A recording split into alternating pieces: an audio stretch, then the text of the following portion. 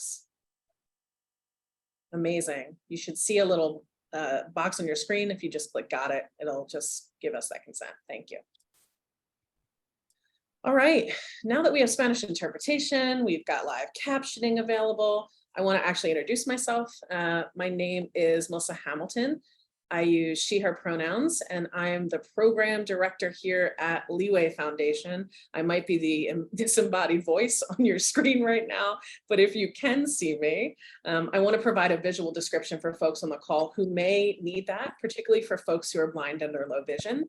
Essentially, I'm a fat, white, masculine of center woman. I have short hair, sort of pompadoured. It's a little low today from the heat. I have gold rimmed glasses and I'm wearing a short sleeve black button-up shirt. I also am joined by Gabe Laredo, who is on the back end of this session doing all the tech. And so, Gabe, unless you want to come off mute and say hi, no need to, but I just want to acknowledge the work that you're doing behind the scenes, okay? Cool. And then I'm also joined by the amazing Sarah Trad, who's here with us tonight. And Sarah is our guest grantee tonight. And they are an Art and Change Grant winner from 2022. And Sarah, could you introduce yourself with your pronouns, give just a brief visual description for folks, and a little bit about what you received your Art and Change Grant for? Hi, my name is Sarah or Sara Trad. I use she, her pronouns. For visual description, I am a light-skinned Arab woman with very femme with curly brown hair that usually is up in a big frizzy bun. And I'm wearing a long sleeve, high neck black shirt. And I got my Art and Change grant for my project last year to launch a pop-up cinema and gallery called Batik or Batik Batik.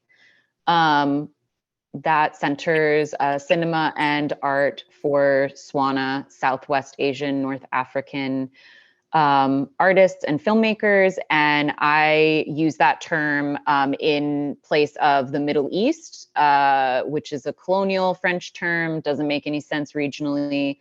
So that is a term that the community has tried to sort of adopt instead of using terms like the Arab world or the Islamic world or the Middle East. Cool. Thank you for that. Gabe, I just also want to let you know we've lost the slides. Great.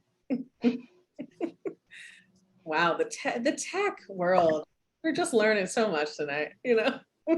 Thanks for bearing with us and your patience. Thanks for that sort of description of your project. I'm glad to dive in more with you, and you'll impart some wisdom about what walking through this process looked like last year as you were on the application end about this time last year. We're going to focus on the Art and Change Grant today. Feel free to drop any questions into the chat. And then myself or a member of Leeway staff can answer them.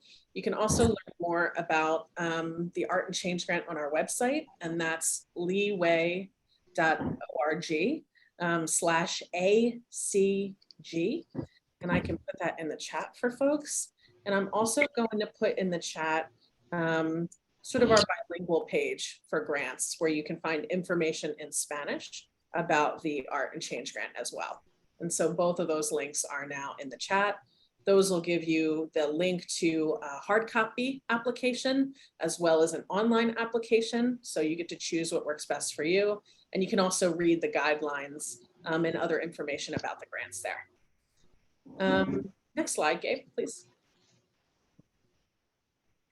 Just a little overview about Leeway. We support women, trans, and gender non-conforming artists and cultural producers living in the greater Philadelphia area who are working at the intersection of art, culture, and social change.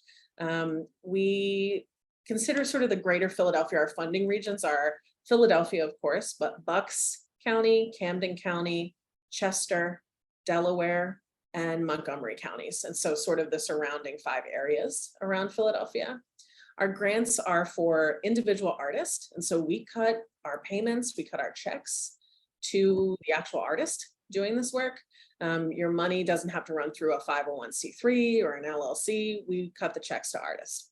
Collectives are definitely welcome to apply, but you'll just need to identify who the main applicant is and who the check will be cut to as part of that collective or that collaboration you're working as part of. Essentially at Leeway, everything we seek to do is to recognize women, trans, and gender nonconforming artists whose work is often ignored, maybe it's silenced or marginalized because of who they are or what they create. This includes people of color, it includes immigrants, queer and trans folks, poor and working class people, and anybody who takes risk with their art form and their content in their art. Essentially anybody who lives on the margins there by choice or by necessity. We accept applications in both English and Spanish across all of our grant making programs, including the Art and Change Grant. And you might be wondering what we consider sort of art and social change, because that's a phrase we use a lot here. So Gabe, if you could go take us to the next slide. So what do you actually mean by art for social change? Essentially, we just mean art within an intention, with an intentionality behind it and some vision. And that vision sort of just doesn't impact a few individuals, but it actually ripples and impacts communities, right? Your art has the capability to create some action in the community, right? If there are 2 big questions that run through these grants, it's really thinking about how does the art that you're proposing in your grant application create some action, particularly around a social issue? And how does it impact the people and engage the community? Those are sort of the biggest umbrella questions to think about as you think about this application. And art for social change looks a lot of different ways. You see all these bullets on this slide. It doesn't have to do all of these things. These are just some of the things it might do, right? It might raise consciousness. It might create a vision for a more just world. It might reclaim a traditional practice. It might question mainstream culture or beliefs. It might shift power. It doesn't have to be a checklist of doing all these things, but is it doing some of these things, the art that you're proposing? Sarah, I'm curious, like, why did you apply to Leeway? Like, what inspired you to apply? So I was aware of Leeway, like sort of peripherally, and then I was actually talking to another grantee, Caitlin KT Abadir Malali, and sort of like casually talking about the project, and they actually mentioned to me the idea of applying to Leeway. And I think that because I knew someone that like had just applied, I think as an artist that applies a lot to art grants, and like also as someone who was trying to do something that was a little larger, and a lot of, in starting my project, like one thing that I ran up against a lot as an obstacle was that I had to be a 501c3, and I really didn't want to do that. And so I was really, I guess the Art and Change Grant, after talking with KT and reading about it and seeing how many people were awarded every year and the sort of language around like the website and the description, it just felt very accessible. Like it felt much more accessible than other grants that I had been applying for or looking to. And also the fact that there were so many different help sessions was also really, helpful for me. So I think that was it, was really talking to KT and knowing that, it was just a direct to artist grant that felt very accessible. And then also was not just accessible, but was really, like, I guess, morally in tune with the project that I was doing and the type of work that I was doing of really spotlighting trans and non-binary and women artists, and looking at like the intersectional obstacles that they face. So I felt like I not only felt that it was accessible, but also that I was going to be listened to, or that it was like I was in good company in applying to this to this grant. So yeah, that's why. I love that. That's like how I found Leeway too, many, many years ago. I was like, who is funding all my weird queer and trans people? Like in my community, who's funding this work? I just was like curious about it, you know? And I kept seeing that little logo everywhere. I was like, what is this weird little circle, you know? And so it's word of mouth is like always sort of Leeway's best marketing. And personal encouragement goes a long way. So I'm glad KT was like, do it. Because by the time you and I met, I feel like you were so ready, right? Like you had such a good project idea already. And so I think you're gonna really share some goodness with folks tonight. If we could go to the next slide, that'd be great. So who do we fund and how, right? Essentially, we fund all different kinds of artistic practices. Sarah tonight's going to be talking about some visual art and some media-based art, but we fund all traditional and non-traditional forms. That might look like visual artists or dancers, performance-based folks, media makers. It might look like hair braiders. It might look like aromatherapist or DJs or cultural producers who work in event curation. So really, if you consider it art and can make a case for it in this application, Leeway's panelists will take it seriously, right? We know that art doesn't look like this one monolithic thing, that it's really broad and beautiful. Also, a fun fact to know is that grant decisions aren't made by Leeway staff or board, but they're made by a rotating peer panel of community-based artists and cultural producers, just like y'all, who do this through a consensus-based decision-making process. And so one of the reasons why Leeway staff can sit down with you and like workshop your application is because we can get really biased with you. We can root for you. We can like campaign for you because we don't make the decisions at the end of the day. We don't even have even a % of power in making those decisions. That's all a community-based peer review panel. And then we try to just be a little kinder and gentler than other foundations. Grant making can be really weird. Philanthropy can be really weird. And so how do we make this process of applying as generative as possible when we know there are going to be some yeses and some nos in the midst of things? And so one of the things we are really serious about is giving our applicants feedback from our panel if they choose to do it. So in our application, you'll see a question that says, do you want to receive feedback from the panel? And if you check yes there, and I want to say that like 96, 97% of our applicants do check that they want feedback, which is a beautiful thing. You're going to get some feedback in your notification letter about whether you received the grant or not, about what they liked about your work and maybe what they had some questions around or what they found challenging or what they want to celebrate and found joy in. Sarah, you definitely asked for feedback when you went through this process. Can you share your experience like receiving that feedback and if it was helpful or hurtful?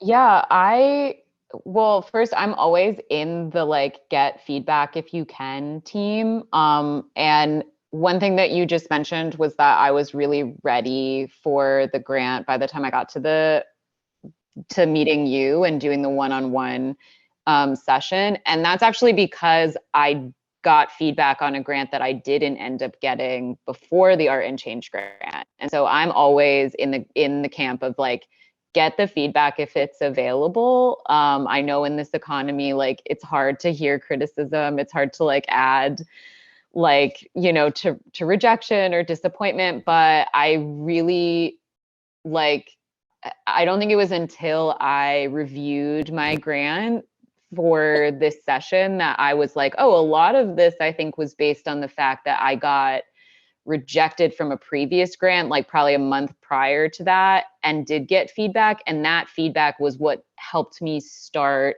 like get everything ready. And like you said, Melissa, like I was ready to go. I was really, you know, like I had the project already mapped out and budgeted. And like to be fair, it was also something that I had been kind of developing over a few months, but it really helped me figure out what to write in the grant. So I think that feedback is always really helpful, even if it's rejection feedback. It's going to help you in the future and like make you a better grant writer, because it really does tell you exactly what they want to hear, or where they get, like, where committee members get sort of hung up on your project idea.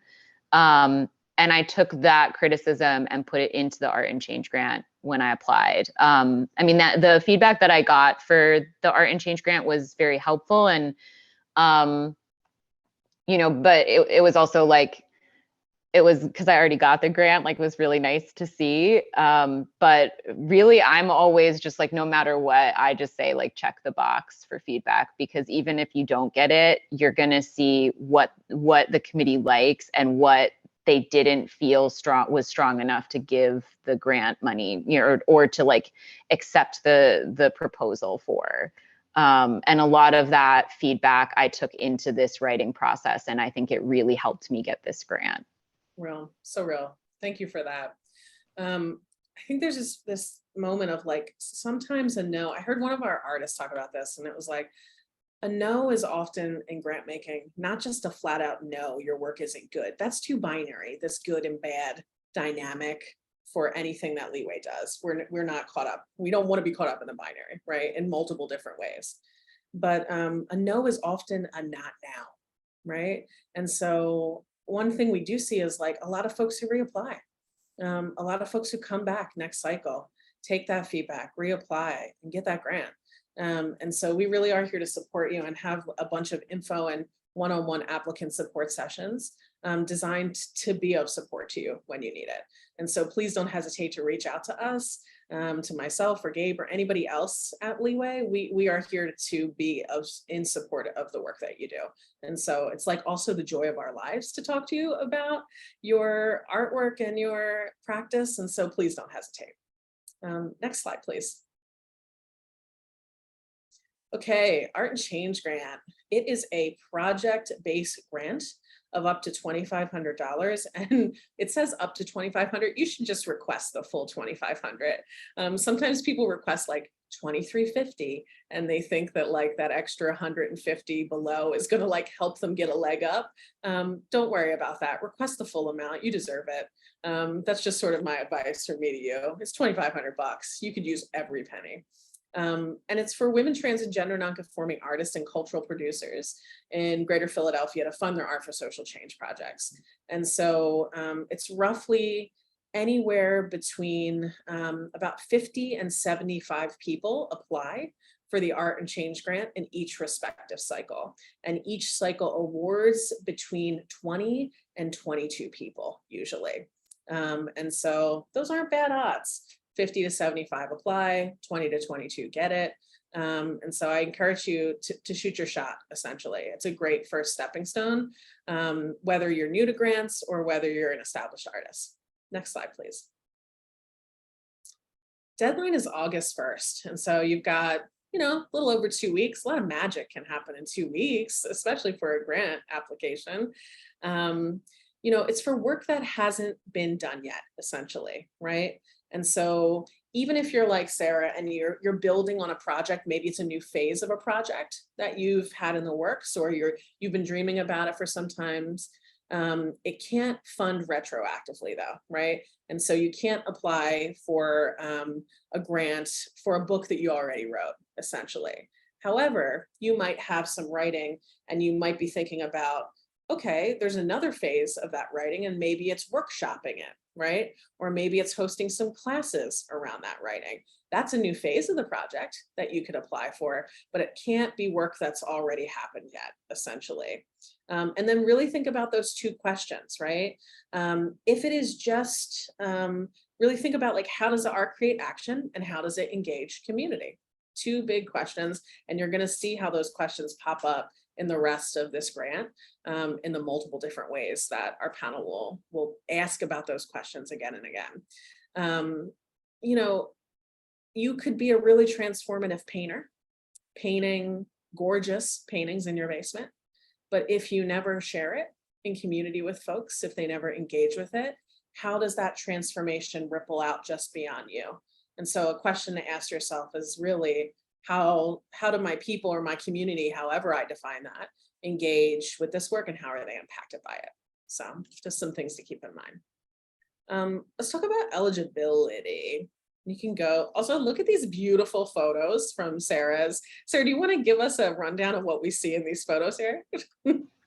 Sure.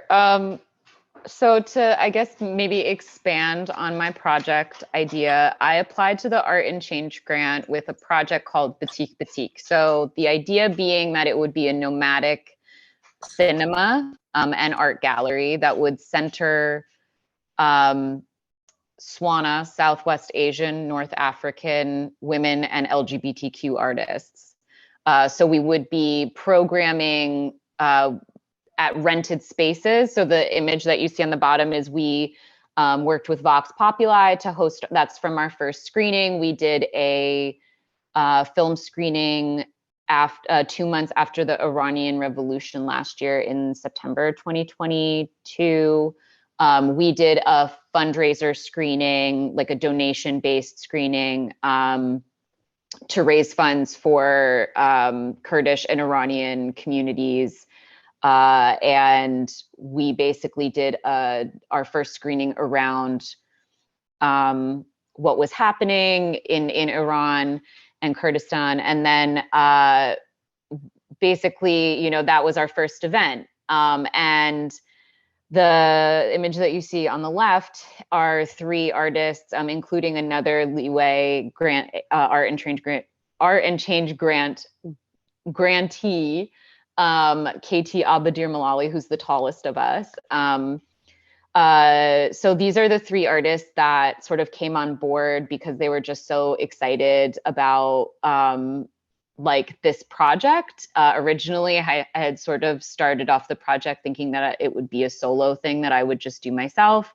And I pursued all 3 of these artists to show their work, and they just got so excited about the work being done. And, the idea of a Swana art space, even if it's nomadic, that, the 3 artists, KT Abadir Malali, Kenza Basalub, and Shayna Nasrin, all just got involved, and they're still involved. And so now, we all sort of work collectively, even though I direct Batik Batik, we all work collectively and, like exchange resources, and all of them have been getting their own solo shows, because they're putting in so much labor. Like I wanted to showcase their work first and prioritize them. And then also, like now we try and get our members paid with other grants whenever possible. So yeah, that is, I guess, the most recent. We actually have like 2 new members coming on this year, which is really exciting. And so that's the most recent photo of all of like our involved members of our gallery and an event from our first screening. Cool, thank you for that. You brought up this great point when you're talking about sort of your collaborators, right? We know that your art for social change work doesn't happen in a vacuum, and that you oftentimes have a whole group of people who are helping you deliver that work and make it happen, right? You might be thinking about, okay, well, do they all need to apply with me? Or do I apply, right? And so you just modeled something beautiful there, Sarah, as you were talking about it, that this idea for Batik Batik was your sort of intellectual property, your creative vision, right? Your idea. And that these folks are definitely in your core, right? And your collaborators, but it made sense for you as sort of the idea fairy behind this, for lack of a better term, right? I'm okay with idea fairy. I'll identify as that. And so as the idea fairy, to sort of be the primary applicant here. When your creative vision or IP is shared, then it might make sense to apply as a collective or a collaboration for this grant. So you just gave a beautiful segue into that sort of piece of our eligibility. Next slide, please. Eligibility, the basic stuff. You have to be 18 years old. You have to currently live in one of our funding regions. And so Bucks, Camden, Chester, Delaware, Montco, or Philly County. You have to identify as a woman, trans, or gender nonconforming person, and not be enrolled full-time, and the italices on full-time is real, not full-time in an arts degree granting program. You can be part-time in an arts degree granting program. You could be full-time in a psychology program or a non-arts degree program. But if you are full-time in an arts degree granting program, there's likely some other coin you can harness through your university. And so we just ask that you be part-time or not enrolled if you're a student at all. So that's that, the cut and dry of it. Next slide. All right. Our application asks for something called a social change intent or vision.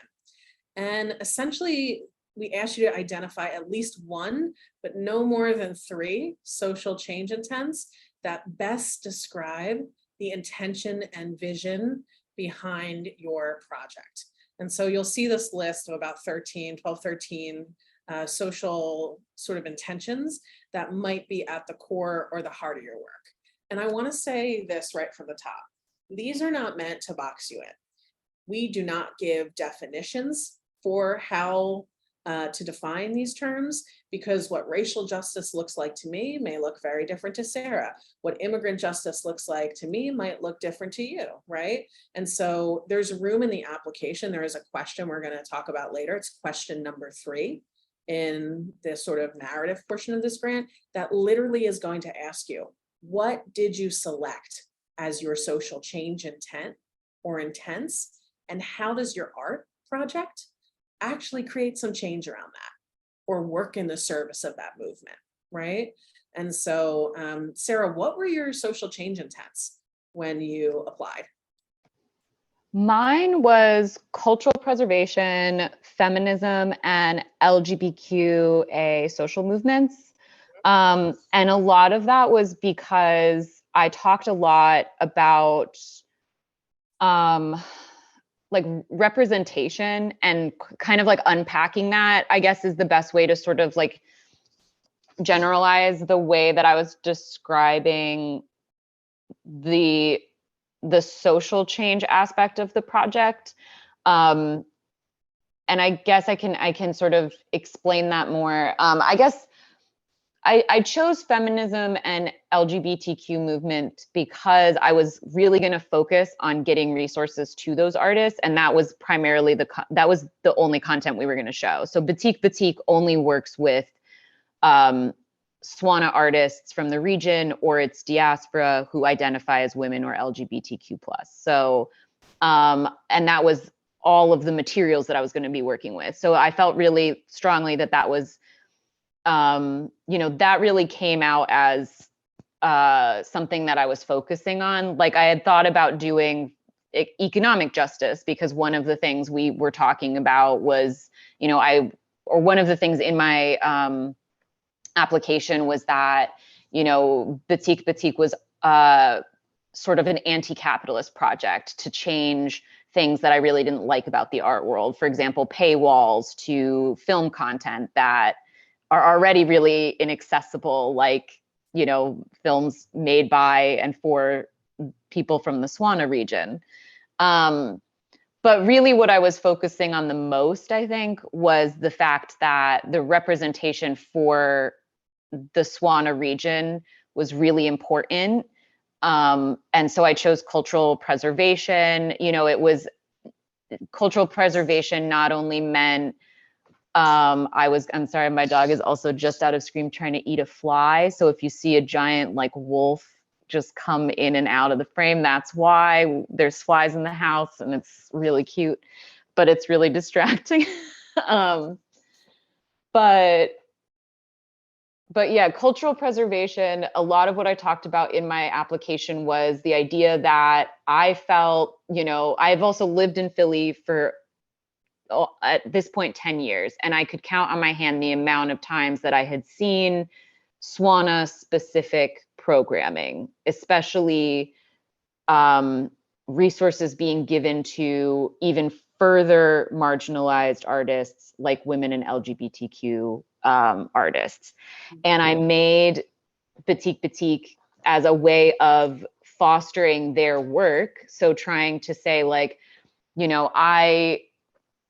I've lived here for a really long time. I can count the amount of times on my hand that I've seen this type of programming. We need that type of representation. And even though representation is like a really like co-opted word at this point, you know, I went into my application sort of explaining why that was really important for me. So like as someone in the Arab diaspora, I don't get to see a lot of, you know, film content or art that is specifically catered to my identity, unless I'm going somewhere, you know, like traveling somewhere. And I didn't have access to that, or see a lot of that in all the places, the varying types of places that I was working in the city. And so I also felt like cultural preservation was really important because this was going to be this cultural hub that would sort of be, you know, a place where people could see those images, and that would sort of, you know, allow networking and building strength within the community. And then also, you know, to say, well, part of my application was that this was going to be a gallery, that it would be a sort of incubator program. And, you know, part of why I started it was I kept hearing a lot of artists say that they didn't know how to get certain resources. They didn't know how to market their work, how to document it. They felt like they had projects that weren't finished because they just didn't have feedback or anyone to talk to about it. And so I saw this as cultural preservation as a way of saying, well, I'm also fostering the creation of this work. And then part of what I had budgeted within the application was also marketing and a website expense. So the domain costs for a website for a year, so that I could like document and keep all of the materials online for these artists, you know, basically saying, okay, this is a really Philly local thing. You know, it's cultural preservation because it's our culture. There's nothing else like that here.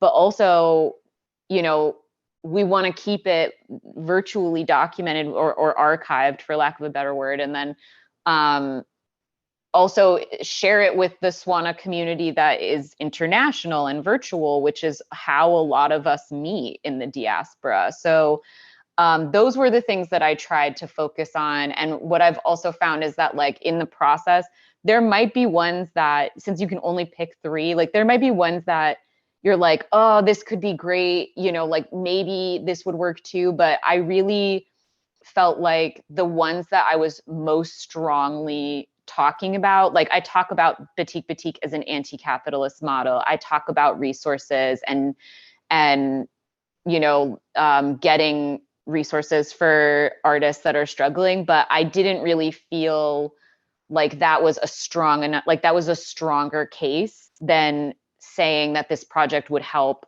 the LGBTQ or community, because I was so much more focused on that and talking about the importance of that and how it intersected with Swana arts. So I guess that's my best like advice, is to say like really whatever is coming up the most and the strongest that you're talking about in your application, like that's what you can go for. You just gave such a beautiful breakdown of like, how do I choose from this list, right? And you gave a great example of like, you know, choosing more does not equal better, right?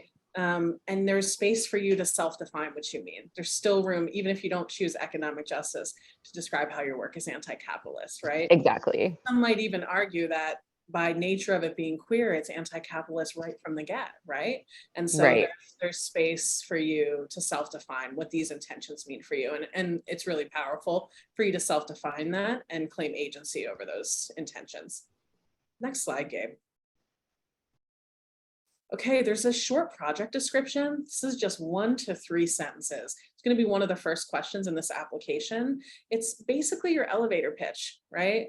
I kind of hate talking about elevator pitches sometimes, but they're real. Like, how do we tell folks what we're working on in short, concise ways? So it's going to be no more than 3 to 5 sentences describing what's at the core of your project. It's going to literally be the synopsis that is duplicated in different ways for the panelists. So this is going to be the 3 to 5 sentences that they see the most about your application. And so really think about, what's the art form? who's the work featuring and or who's the work created for or with, and then why are you creating it, right? Sarah, I'm gonna just read yours aloud if you'll give consent to that. Are you okay with that? Because Yeah, I'm fine with that. great, thank you. You wrote batik, batik, and then you gave us BB in the parentheses. Really Is helps on a word count. absolutely. You wrote Batik Batik is a pop-up cinema and gallery that rents space to screen Swana, Southwest Asian, North African films, and develops solo exhibitions of local emerging Swana women and queer artists. This grant would allow me to curate BB's first cinema screening and solo exhibition. BB is based on an anti-capitalistic art model, meaning all art is free to the public and featured artists are paid. And so what I really loved about that right from the get is we understand what the art form is right away. It's a cinema screening and exhibition, right? Talk about the art. We need to know, yes, we need the theory and the change, but what's the art look like at the core of this application? We also understood who's being featured in the work. You don't leave that short description not understanding that this is about Swana folks, right? And it's about queer Swana folks. And then we also understand the why of why you're creating this project, basically to screen, develop, and pay Swana women and queer artists with an anti-capitalistic model that's free. In 3 to 5 sentences, you did this beautiful thing of giving us the what, the who, and the why. And it was just a really skillful short project description. And so thank you for letting me lift it up in this moment tonight. Next slide. There's something called an experience page, and this is different than some other grants you might see, where there's a CV or a resume upload button, and you upload your CV or your resume and you keep it moving, right? For Leeway, we don't ask for a CV or an artist resume. We really are trying to honor your journey as an applicant and as an artist with your experience. This is particularly important for folks who might not have traditional or formal arts education and or validation from, I don't know, the academy, whatever that is. These artists may not have exhibited in traditional art galleries or have been recognized by institutions, but they're 100% doing the work in community and are artists for social change, right? And so instead of us asking for a CV, we're gonna ask you for 4 to 10 personal, professional, or political experiences that led you to do your work as an artist today. And so when folks ask me about the experience page, I often encourage them to not just stop at 4, right? This is a page where you can really tell your story about your trajectory of how you got to this place in your artistic practice today. And it's not just about the quote unquote traditional accolades that you might see on a resume.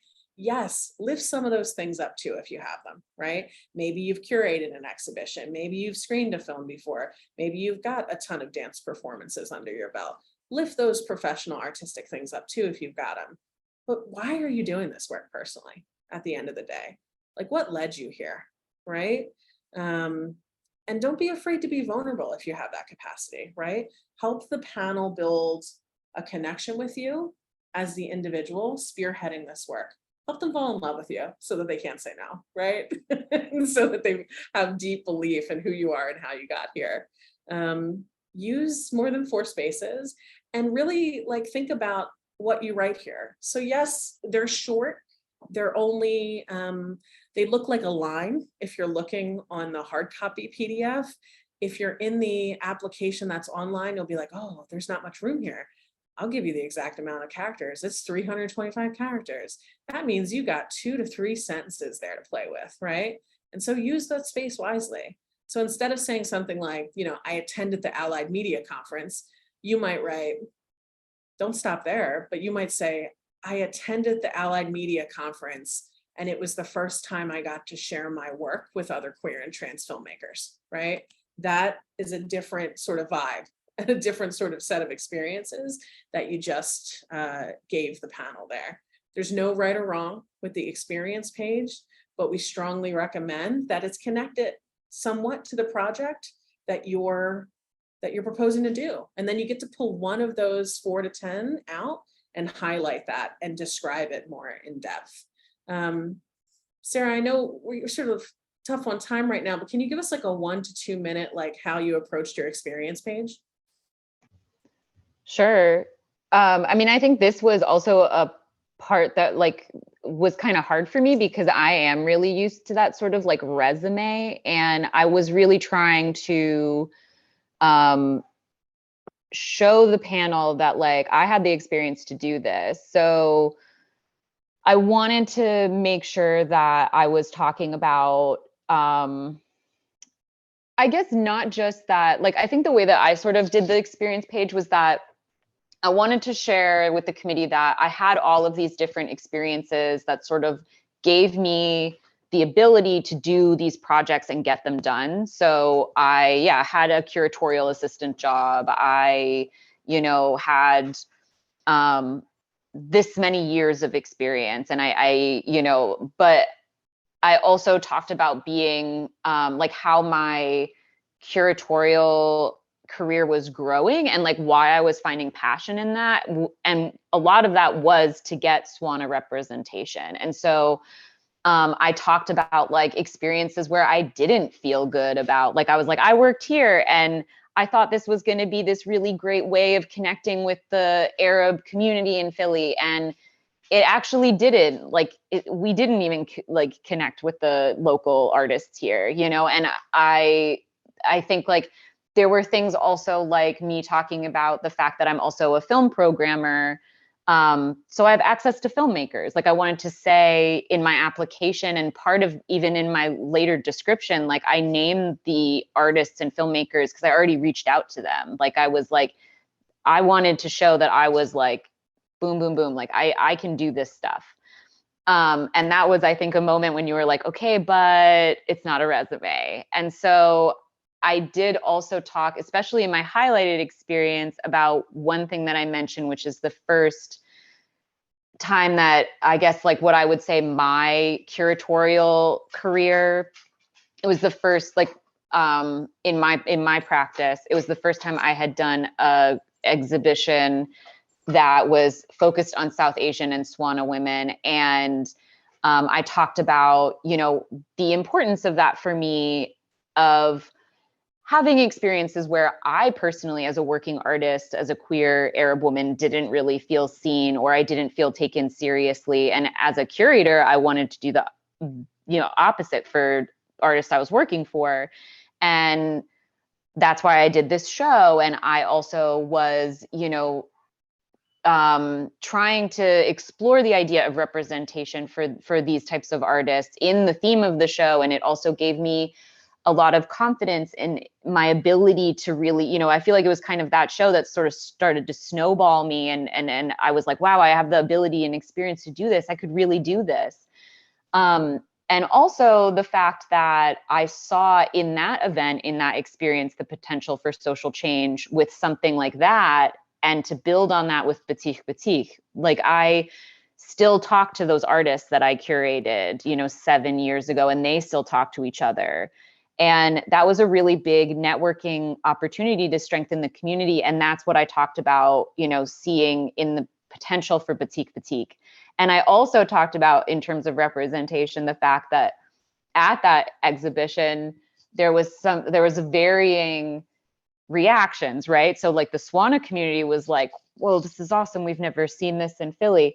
And there were, even like, I remember there was like a queer white couple that like came up to me and one of the artists, and they were like, where did you even find all of these artists? And Lulu and I were like, what? They don't think that like gay Arabs exist? Like what? And so I always think about that when I'm curating, because I was like, I'm going to make sure people know that gay Arabs exist, and so I really took that information in the highlighted experience and was like, this is why something like this is necessary.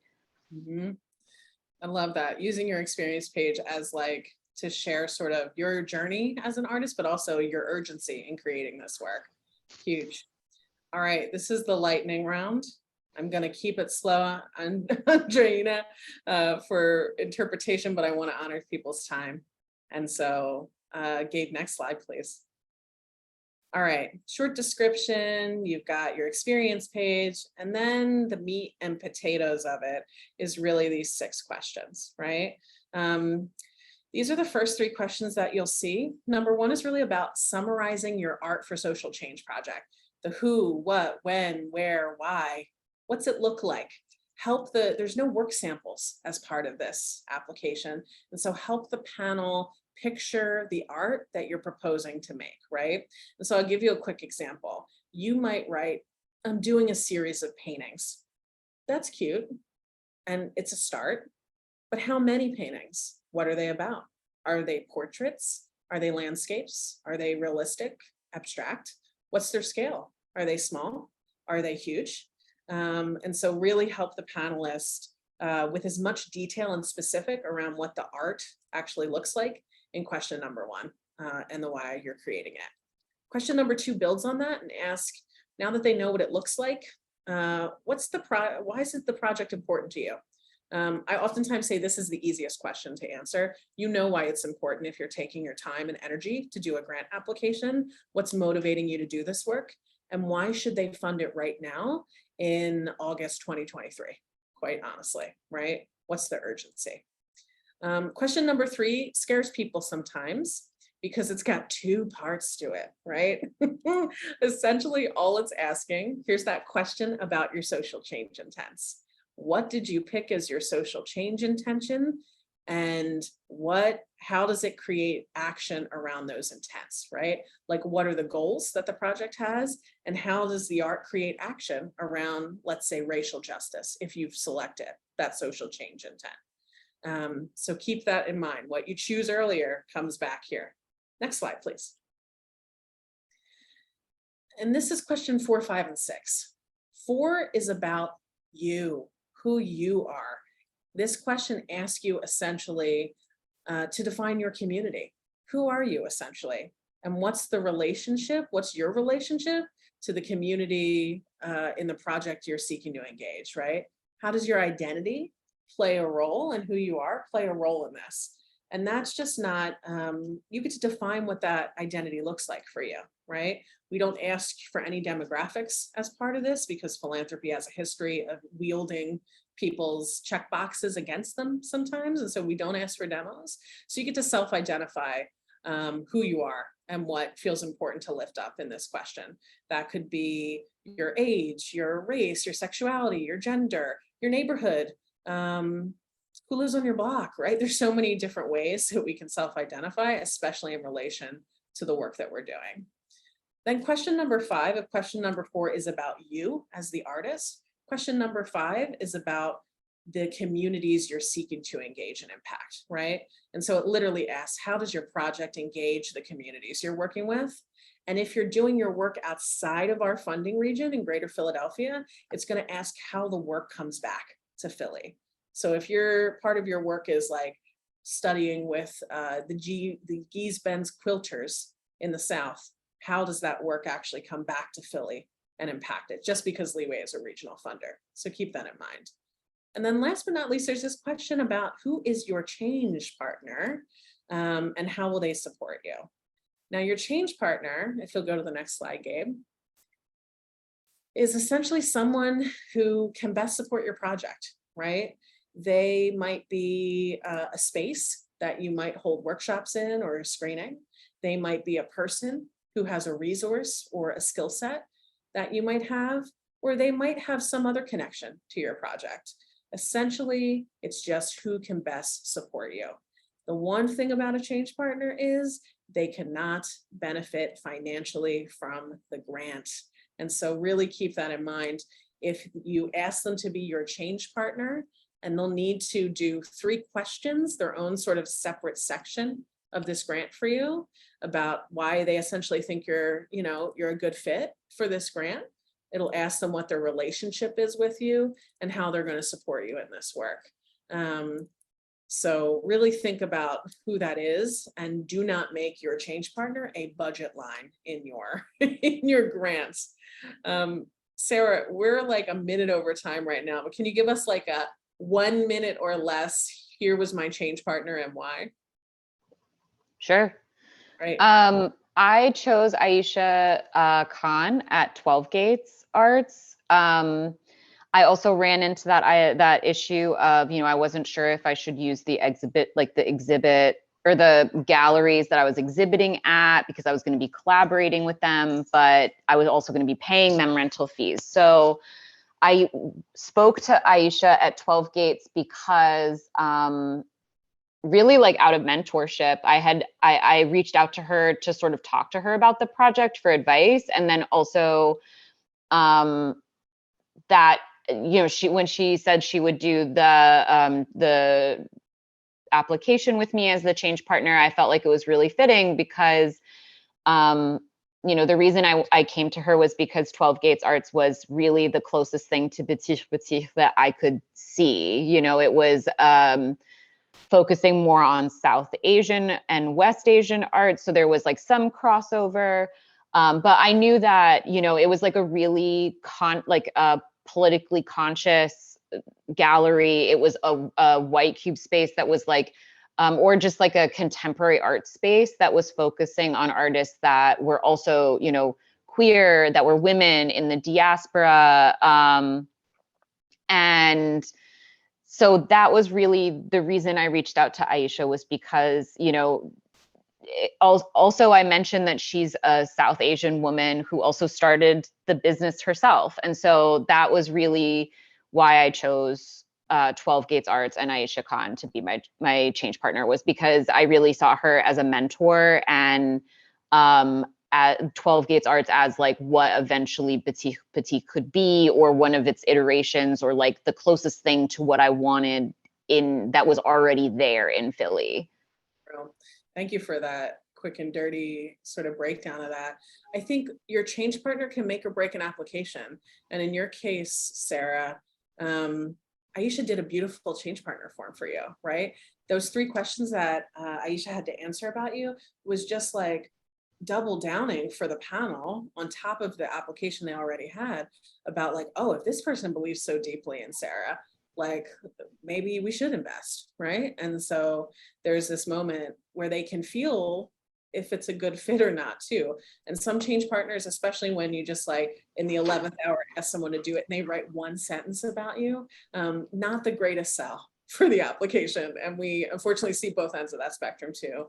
And it's real, so really think about who this person is. Next slide. And last but not least, a budget, but it is the least stressful budget I've ever seen in a grant application. Just for the record, we're not going to nickel and dime you for everything.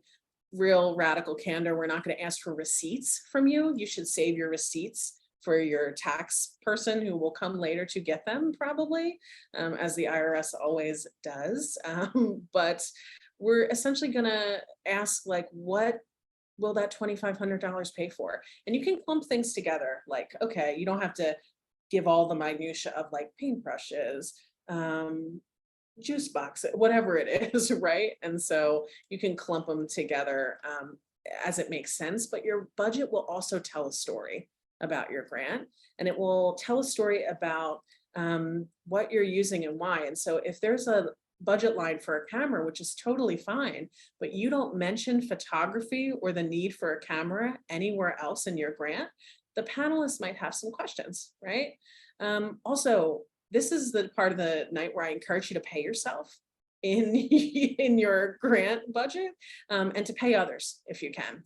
And so move that money. More and more our panelists are asking, are they paying themselves? Are they paying others? They know you can't do everything with $2,500, but what are you doing with that $2,500? You're allowed to apply for other grants. That's not a precursor for anything here. And there'll be a question that if your budget exceeds $2,500, how might you bridge that gap? If you've got a $10,000 budget, what will Leeway's $2,500 support, essentially? So that's really it. You can give us the last slide, Gabe. There's a picture of the budget. Very easy. Don't sweat the budget. In the grand scheme of things, very simple. And if you need help, we're here to help. Here are just some dates that are coming up for applicant support if you want to have a one-on-one meeting. Tonight was just breaking down the application piece by piece.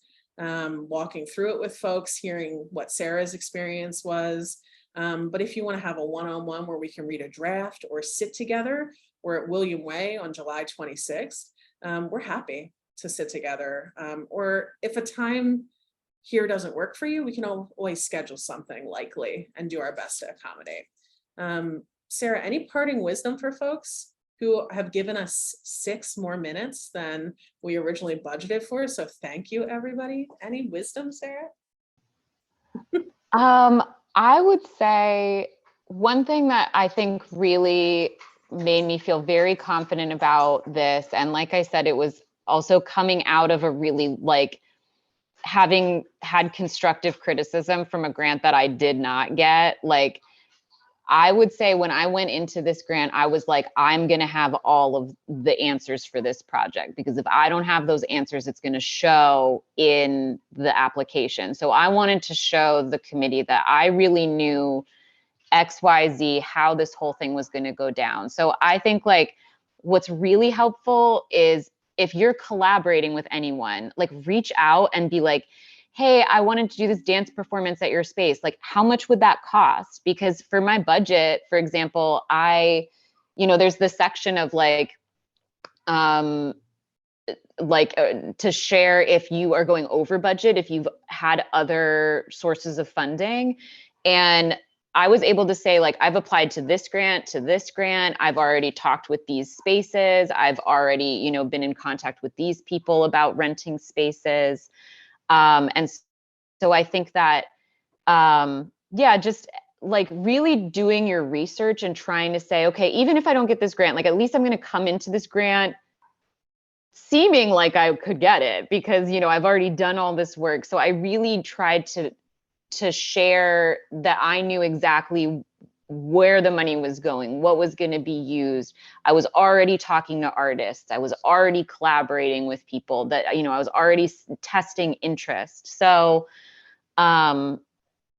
be as like detailed as you can, and really try to play up the things that you feel strong about, where you really know that they can succeed. Because I think that was the thing that, helped my application, was people seeing like, that I was really already a part of this community, that I had ways of accessing this community and marketing this project, and that I was already talking to artists and had other sources of funding, if I was going slightly over budget. And so really like thinking about those things, because even though philanthropy is really whack, like people do want to know that on the committee that that it's not so much about like that the money is going to be used correctly, but that you can just complete the project. Like really, I wanted to be able to say like, I really went through and did my work to show people that like, I'm really taking this seriously, and I've thought out like all the different details of what can happen.